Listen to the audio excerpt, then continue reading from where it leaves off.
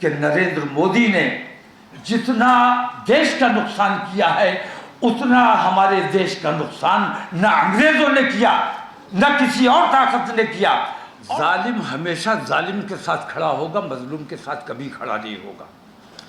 और हर वो काम जिससे मुसलमानों की दिल आज़ारी हो सकती है, नरेंद्र मोदी अपना फ़र्ज़ जानते हैं वो काम करने के लिए। उन्हें एहसास था कि हम इजराइल के साथ अगर खड़े होंगे, इजराइल का आतंकवाद कभी उन्हें नज़र नहीं आया, लेकिन मजलूम ने अगर कहीं रिएक्शन दे दिया, जवाब दे दिया, तो वो आतंकवादी हो गया।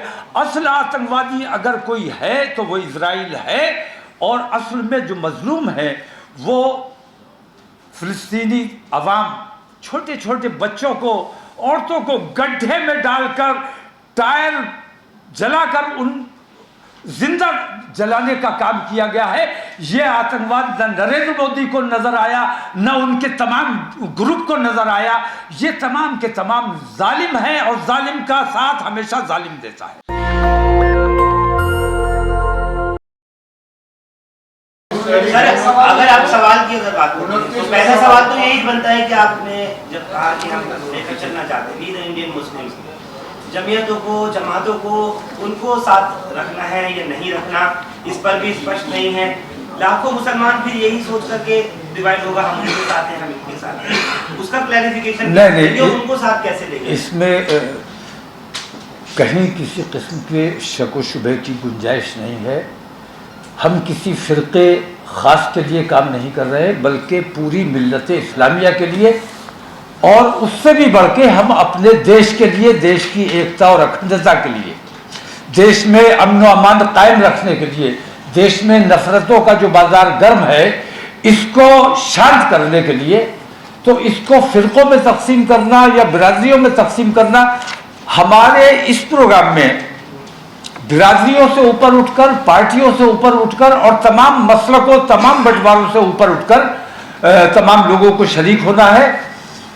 और ख़ास तौर से मैं अपने ख़ास तौर से मुस्लिम भाइयों से ये कहना चाहूँगा कि इस प्रोग्राम में अपनी शनाख्त के साथ, क्योंकि आज मुल्क में हमारी शनाख्त खतरे में है, हमारी शनाख्त को मिटाने की कोशिश की जा रही है, तो इस प्रोग्राम में अपनी शनाख्त के साथ शरीक होना है और ये साबित करना है कि मुसलमान अपने देश से प्यार करता है, देश में अमन व अमान चाहता है, मुसलमान सब्र करने वाला है, और मुसलमान ने अपने बच्चों का कत्ल, उनकी लिंचिंग, उनकी बेइज्जतियाँ, हमारे बेटियों को जो मुर्तद बनाया गया, काफिर बनाया गया, उनके साथ ज्यादतियाँ की गई, ये तमाम तकलीफ़ें हम बर्दाश्त करते रहे, हमने कभी कोई रिएक्शन नहीं दिया है। हमें ये बताना है, और उस दिन इंशाअल्लाह 29 तारीख को बरोज़ इतवार हमारे तमाम लोग पूरे शांति के साथ, अमन व अमान के साथ इस प्रोग्राम में शरीक होंगे और उसी तरह शांति के साथ वापस जाएंगे। किसी किस्म की कहीं कोई उनके साथ या उनकी तरफ से मुझे यकीन है कि कोई छेड़छाड़ नहीं की जाएगी।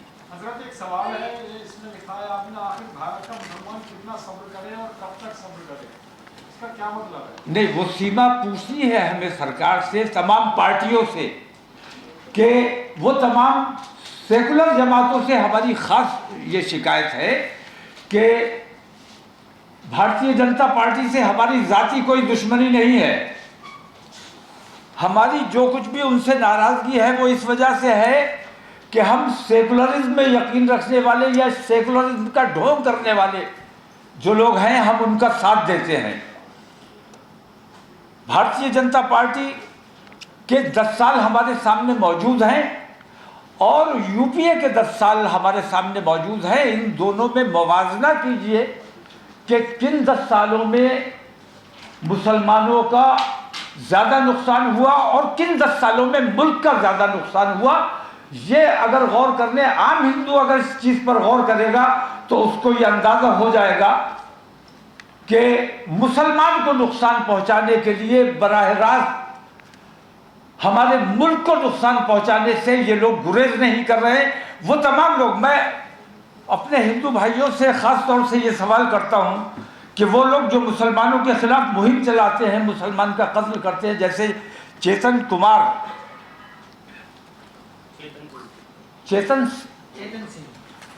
उसने मुसलमानों से क्या नाराज़गी थी, क्या उसका किसी ने बिगाड़ा था, उसने कत्ल किया, अपने एक साथी का भी कत्ल कर दिया। मैं कहता हूँ तीन मुसलमान मारने के लिए तूने अपने ख़ानदान का, अपने पूरे परिवार का और अपने एक साथी के पूरे परिवार का सत्यानाश करने का काम किया, तो उसने हमारा कितना नुकसान किया और अपना कितना नुकसान किया, ये मैं कहना चाहता हूँ। हमारी जो बेटियों को ले जाते हैं बहलाकर बहकाकर, और वो संगठन जिन्होंने ये ऐलान किया है कि मुसलमानों की बेटियों को लेकर आओ, तुम्हें 2 लाख रुपए इनाम दिया जाएगा, तुम्हें नौकरी दी जाएगी, तुम्हें मकान दिया जाएगा।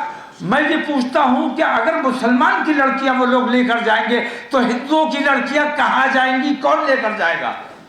तो वो अपने समाज का ज़्यादा नुकसान कर रहे हैं, मेरे समाज का कम नुकसान कर रहे हैं। मैं तो ये चाहता हूँ कि जो ईमान के कमज़ोर लोग हैं मुसलमान, जिनका ईमान कमज़ोर है, जो पैसे के लिए अपना ईमान दे सकते हैं या शादी के लिए या किसी भी वजह से अपना ईमान दे सकते हैं, मैं तो चाहता हूं कि वो मुझे छोड़कर चले जाए, क्योंकि मुसलमान ईमान वालों का और जो पूरे शिद्दत के साथ अपने मजहब पर कायम रहने वाले हैं, हमें उन लोगों की ज़रूरत है। कौड़ियों में अपना ईमान बेचने वाले तो जो खरीद रहे हैं, असल में वो हमारे हिंदू समाज का कितना नुकसान कर रहे हैं, ये हिंदू समाज के सोचने की बात है। माननीय प्रधानमंत्री नरेंद्र मोदी, हमारे देश के प्रधानमंत्री, मैं एक छोटी सी मिसाल आपको देता हूं कि यूपीए सरकार में हमें हज सब्सिडी दी जाती थी और भारतीय जनता पार्टी ये इल्जाम लगाया करती थी कि तुष्टीकरण हो रहा है। भारतीय जनता पार्टी की जब सरकार आई तो उन्होंने हज सब्सिडी बंद कर दी। हमें पहले अंदाजा नहीं था, लेकिन जब हज सब्सिडी बंद की गई और उस बंद होने की वजह से एयर इंडिया इतने खसारे में चला गया कि बिलाखिर उसे बेचना पड़ा। मैं कहना यह चाहता हूं कि हज सब्सिडी हमें कांग्रेस के ज़माने में कभी नहीं मिली। वो सारी सब्सिडी जाती थी एयर इंडिया को और हाजियों के पैसे से हमारे देश की एयरलाइन चल रही थी, और वो हाजियों का पैसा जब रोका गया और एयर इंडिया को मिलना बंद हो गया तो एयर इंडिया इतने खसारे में गई कि बिलाखिर उसे बेचना पड़ा। तो देखने की बात यह है कि मुसलमानों के साथ कौन धोखा कर रहा है और अपने देश को कमज़ोर और खोखला करने का काम कौन कर रहा है। हमारे देश का बांग्लादेश हमारे देश का पोता है, बेटे का बेटा है, उसकी भी अपनी एयरलाइन है, लेकिन हमारे भारतवर्ष जो दुनिया की बड़ी शक्तियों में शामिल होने जा रहा है, भारतवर्ष की आज अपनी कोई एयरलाइन नहीं है। इससे बड़ा दुर्भाग्य क्या हो सकता है? तो इन तमाम चीज़ों पर हम तमाम मुसलमान जमा होकर अपने हिंदू भाइयों से ये पूछना चाहते हैं कि आखिर हमसे खता क्या हुई है, हमने देश का कब नुकसान किया है, हम देश के कब काम में नहीं आए हैं, हमने देश के लिए कब जान देने से अपने आप को बचाया है, परहेज किया है, आखिर हमसे नफरत की वजह क्या है? अगर नफरत की वजह सिर्फ वोट है तो गौर करने की बात यह है हिंदू समाज के लिए कि नरेंद्र मोदी ने जितना देश का नुकसान किया है उतना हमारे देश का नुकसान न अंग्रेजों ने किया न किसी और ताकत ने किया, और जितना मुसलमानों का नुकसान कांग्रेस ने किया है, भारतीय जनता पार्टी 10 साल और सरकार चलाए तब भी इतना मुसलमानों का नुकसान नहीं कर सकती। मैं कहना ये चाहता हूं कि हिंदू समाज को बहकाया जा रहा है, उनका फायदा हासिल करने के लिए, ध्रुवीकरण करने के लिए, ये दिखाने के लिए कि मैं कहता हूं मेरा एक भी नुकसान बताइए कि भारतीय जनता पार्टी के दौरे हुकूमत में मेरा क्या नुकसान हुआ है, और 1000 मैं वो नुकसान बताऊंगा जो नरेंद्र मोदी ने हमारे देश का किया है। हिंदू समाज को ये सोचना है कि वो देश से प्रेम करते हैं या नरेंद्र मोदी जैसे देश के गद्दारों से प्यार करते हैं। मैं नरेंद्र मोदी को देश का गद्दार इस मायने में कह रहा हूं कि उन्होंने देश को खोखला करने का काम किया है, देश को बेचने का काम किया है, देश को नुकसान पहुंचाने का काम किया है। हिंदू समाज तक मैं अपनी ये बात पहुंचाना चाहता हूं कि हम देश के साथ थे, देश के साथ हैं और इंशाअल्लाह देश के साथ रहेंगे। देश को नुकसान पहुंचाने का जो काम करता है हम उसका साथ किसी कीमत पर नहीं देंगे, किसी हालत में नहीं देंगे। जी मेरा सवाल आपसे है, ये क्या इलेक्शन से पहले वार्निंग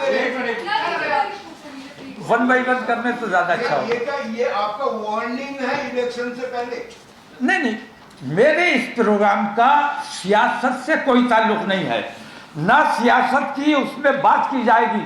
हमें मुस्लिम महापंचायत करनी है कि इन हालात में जबकि हमारे हिंदू भाइयों को हमारे खिलाफ इतना वरगला दिया गया है सिर्फ सियासी फायदा हासिल करने के लिए, तो हमें अपने हिंदू भाइयों से अमन पूर्वक, शांति पूर्वक उनसे ये सवाल करना है कि हमें बताइए कि आखिर हमारी खता क्या है। सर ये बताइए सर, आप ये बताइए सर, हाँ कि आप तो कह रहे हैं कि हिंदू भाइयों को बरगला दिया गया है, उनको मतलब उत्तेजित कर दिया गया है। जिस चेतना के साथ आप बात कर रहे हैं, देश के प्राइम मिनिस्टर को गद्दार बता रहे हैं, वहाँ तो प्यार का मतलब किसी नफरत को तो नफरत से खत्म नहीं कर सकते ना, गुस्से को गुस्से से खत्म नहीं कर सकते। तो अगर आप ये रवैया अपनाएंगे तो फिर वो अमन बहाली कैसे होगी? नहीं, हम तो अमन की बात करने के लिए अपने तमाम लोगों को जमा कर रहे हैं। और मैं एक बात वाज़ेह कर देना चाहता हूँ ख़ास तौर से कि असल में मुसलमान निशाना नहीं है, चूँकि मुसलमान हिंदुस्तान की सबसे बड़ी हिंदू समाज के बाद सबसे बड़ी तादाद है, तो उनको नफरत सिखों से भी उतनी ही है, पारसियों से भी उतनी ही है, दलितों से, बैकवर्ड से भी उतनी ही है। ये मनुवादी लोग हैं। मैं ये कहता हूं कि मुसलमानों का उन्होंने टारगेट इसलिए किया हुआ है कि जिस दिन मुसलमान थक गया, अपनी लड़ाई हार गया या अपनी लड़ाई में कमजोर हो गया, तब दलितों को निशाना बनाया जाएगा और बाकी माइनॉरिटीज को निशाना बनाया जाएगा। हम तो इन तमाम लोगों की ढाल बने हुए हैं। जिस दिन हम हार गए या हम थक गए, उस दिन नंबर इन लोगों का आना है। तो हम अपने तमाम उन साथियों के साथ उस दिन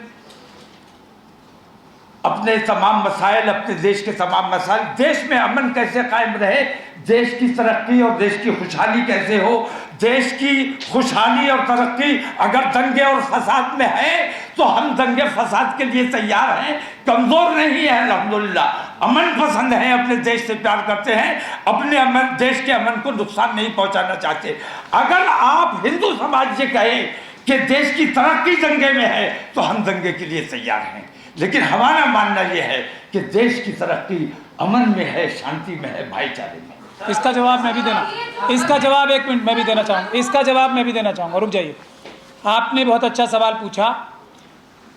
हम we the Muslims of India, अगर देश और प्रधानमंत्री में से एक को चुनना पड़ेगा तो हम हर बार देश को चुनेंगे, प्रधानमंत्री को नहीं। प्रधानमंत्री एक इंसान होते हैं, वो गलती कर सकते हैं। आज वो बहुत बड़ी गलतियां कर रहे हैं जिससे देश का नुकसान हो रहा है, उसके अंदर हम नहीं जाना चाहते, आपको सबको पता है। और मुसलमानों को निशाना बना के पूरी इस्लामिक वर्ल्ड की जो 57 कंट्रियां हैं, देश का नुकसान करने के लिए उनसे दुश्मनी करा रहे हैं ताकि पाकिस्तान और चाइना को फ़ायदा पहुंच सके। इसलिए तो हमें देश और मोदी जी में से कभी भी चुनना पड़ेगा, किसी भी प्रधानमंत्री के बीच में से, तो हम हमेशा देश का हित सुनेंगे। ये मुसलमानों का ओपन क्लियर स्टैंड है। ये जो महापंचायत है, एक तो ये सिर्फ एक दिन का प्रोग्राम है क्या? हाँ, एक दिन का। आने की उम्मीद है कहाँ से?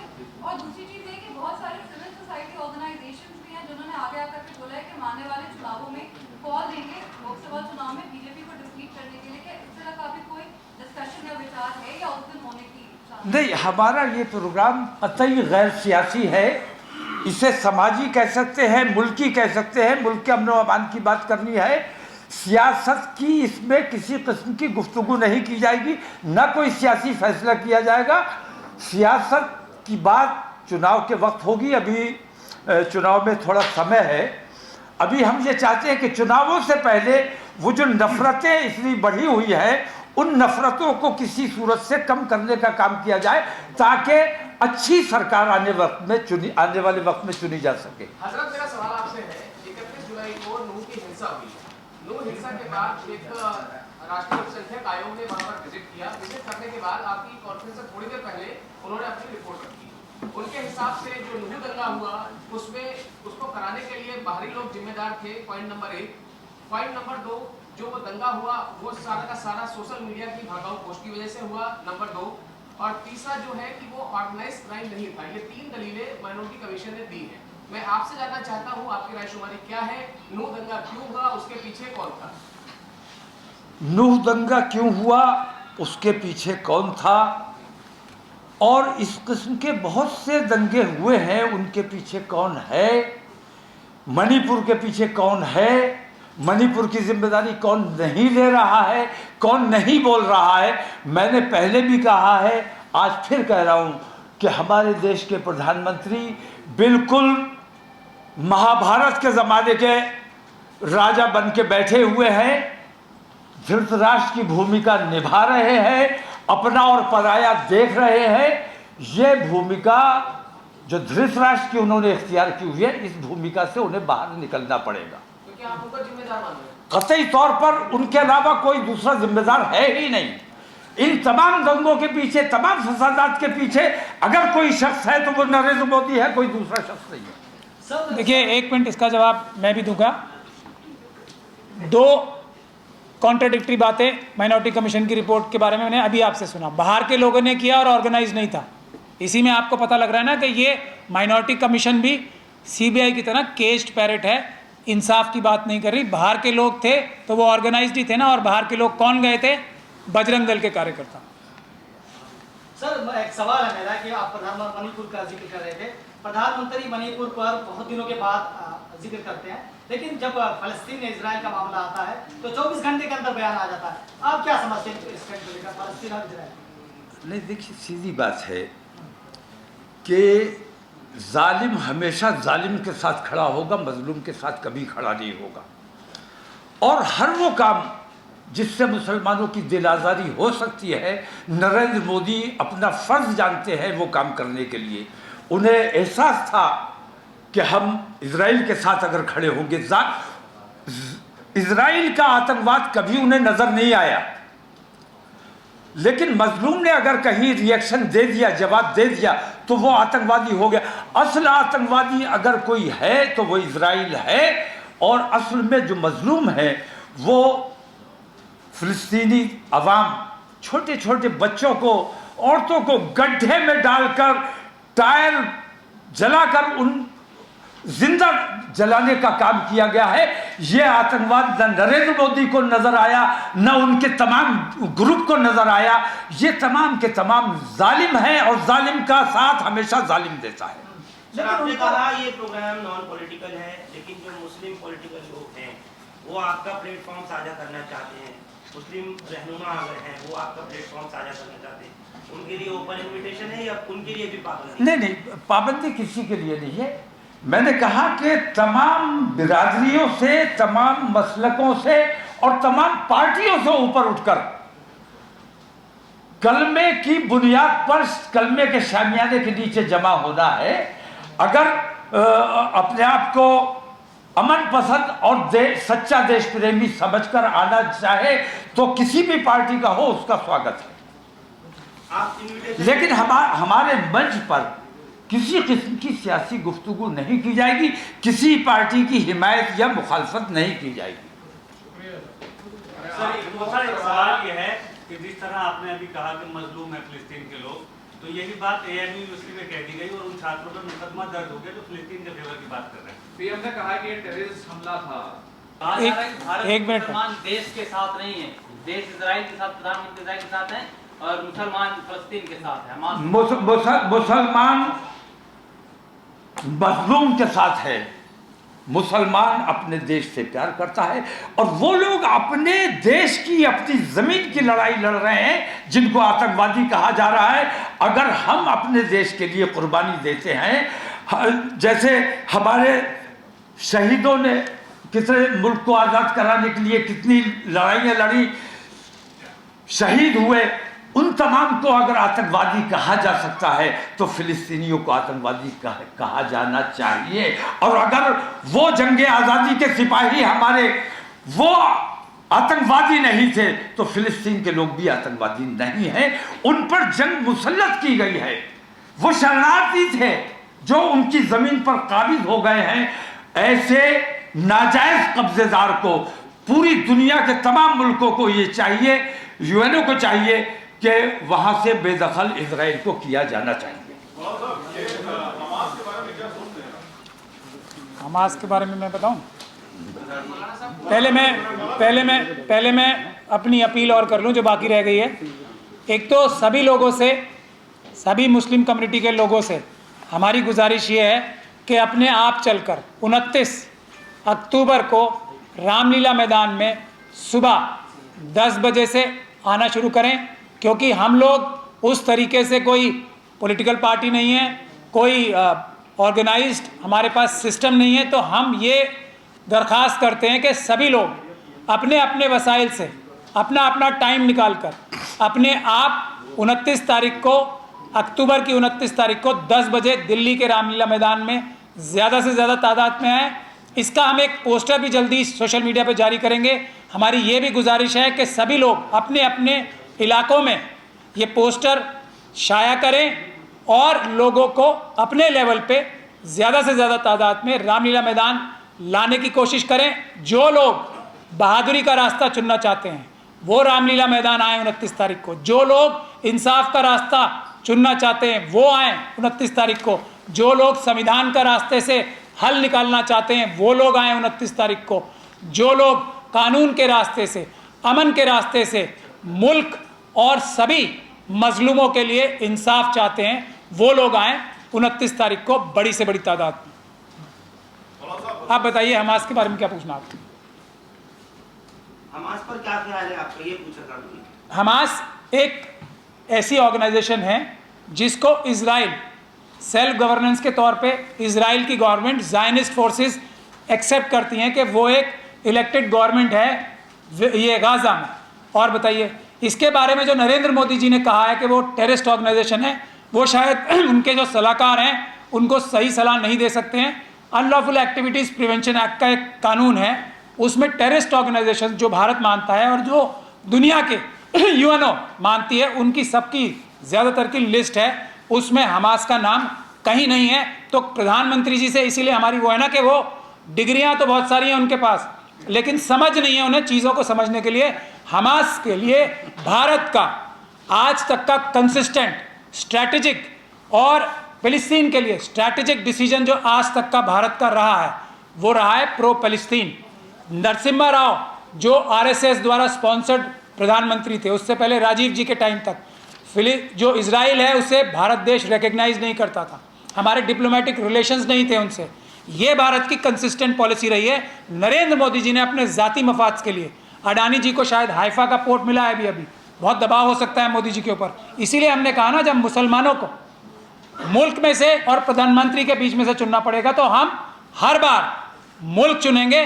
किसी के भी खिलाफ अगर मुल्क होगा तो हम मुल्क की तरफदारी करेंगे, किसी शख्सियत की तरफदारी ना हमने पहले की है ना आज करेंगे। इतनी भीड़ आपको एक्सपेक्टेड है सर? भीड़ मैं सबसे पहले मैं एक बात कहना चाहूँगा कि आप लोगों की बहुत बड़ी जिम्मेदारी है। आप लोगों का खोजी मिजाज होना चाहिए, खबर को खोजना चाहिए, तलाश करना चाहिए। नरेंद्र मोदी जी ने जो इजराइल की हिमायत की है, बिना मांगे उनको हिमायत दी है, इसके पीछे बहुत सी वजूहात हैं। एक तो उन्होंने भारतीय जनता पार्टी की रूह को ठेस पहुंचाने का काम किया है। भारतीय जनता पार्टी की रूह मैं मानता हूं कितना संघर्ष किया, कितनी जद्दोजहद की अटल बिहारी वाजपेयी ने, उन्होंने खड़ा किया, उन्होंने मेहनत करके यहाँ तक पहुँचाया। उन्होंने इजराइल की मुखालफत की, फ़िलिस्तीन की हिमायत की, और इन्होंने भारतीय जनता पार्टी की रूह के खिलाफ ये फैसला लिया। दूसरी बात कि इजराइल का जहाँ तक ताल्लुक़ है, पूरी दुनिया में जहाँ भी मुसलमान बसता है हमें ये हुक्म है कि अपने मुल्क से मोहब्बत करो। हुब्बुल वतनी जुज़्व ईमान है, और जो अपने मुल्क से मोहब्बत नहीं करता, मैं दावे के साथ कहता हूँ, मेरा मजहब मुझे यह सिखाता है कि जो अपने मुल्क से मोहब्बत नहीं करता वो सच्चा और पक्का मुसलमान नहीं हो सकता। तो हमने कभी अपने मुल्क पर बम नहीं मारा है, हमने कभी आतंकवाद नहीं किया है। मैं हाथ जोड़कर आप लोगों से इतना पूछना चाहता हूं कि वो बम जो 2014 से पहले रोजाना फटा करता था, वो बम आज कहां चला गया? वो बम अब क्यों नहीं फटता है? आप लोगों की ये जिम्मेदारी है कि खबर के पीछे की खबर ढूंढने की कोशिश कीजिए। नरेंद्र मोदी ने जो इजराइल की हिमायत की है, आप जरा इसकी भी खबर लीजिए कि माननीय अडानी जी को इजराइल की सबसे बड़ी बंदरगाह दी गई है, उसके बदले में इनको हिमायत देना पड़ी है। ये आप लोगों के खोजने, आप लोगों के समझने की चीजें हैं। आप लोग अगर सही बात अवाम तक पहुंचाएंगे तो बड़ा एहसान होगा, और अगर मुंह देखी बातें करेंगे तो हम तो अल्लाह वाले लोग हैं। जो सही लगता है, किसी को भी बुरा लगे, जो सही है वो हमें कहना है। अल्लाह ने हमें इसीलिए दिमाग दिया है, इसीलिए जुबान दी है, और मैं ये समझता हूँ कि आप तमाम लोगों को भी जो ताकत दी गई है इसलिए दी गई है कि सच्चाई को आम इंसानों तक पहुँचाएं। मेरा मुअद्दबाना आपसे ये अपील है कि आप लोग देश को जो सही बातें हैं वो पहुंचाने की कोशिश कीजिए। और मैं अपने हिंदू भाइयों से सवाल करता हूं कि मुझसे कहीं कोई शिकायत है, मेरे समाज से कहीं कोई शिकायत है, मैं तैयार हूं बात करने के लिए, लेकिन मुझसे नफरत किस वजह से है मुझे वो वजह बता दो, मैं वो वजह खत्म करने की कोशिश करना चाहता हूं। नेशनल दस्तक की आपसे गुजारिश है कि अगर इसको बचाना चाहते हैं तो नेशनल दस्तक को सब्सक्राइब करने के लिए रेड कलर के सब्सक्राइब बटन को दबाएं, फिर बेल आइकन की घंटी दबाएं। नेशनल दस्तक को बचाने के लिए बहुत जरूरी है कि हर खबर को शेयर करें, लाइक करें, कमेंट जरूर करें।